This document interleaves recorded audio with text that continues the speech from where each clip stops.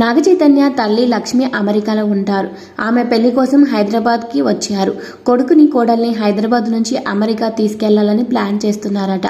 ఇక చైతన్య శోభిత హనీమూన్ కూడా అక్కడే జరిపిస్తారట. ఇక దీనికి చైతన్య కూడా గ్రీన్ సిగ్నల్ ఇవ్వడంతో త్వరలోనే శోభిత చైతన్య ఇద్దరు అమెరికా వెళ్ళి అక్కడ కొన్నాళ్ళు ఉండి తిరిగి రానున్నారట.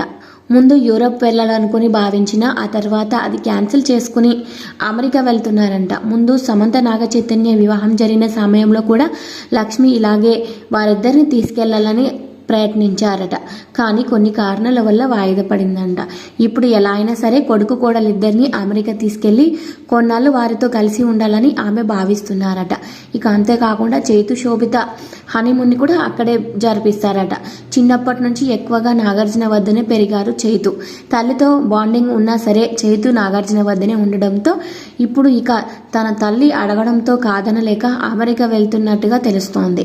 ఇక కోడలికి హైదరాబాద్లో ఓ ఇంటిని కూడా ఆమె గిఫ్ట్గా ఇస్తున్నారట.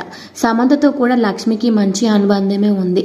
చైతన్య సమంత విడిపోయే సమయంలో ఆమె కలపడానికి తీవ్రంగా ప్రయత్నించారని అంటారు. కానీ ఇద్దరి మధ్య విభేదాలు తీవ్ర స్థాయిలో ఉండడంతో సమంత ఒప్పుకోలేదని, అందుకే ఆమె సైలెంట్గా అయిపోయారని అంటూ ఉంటారు.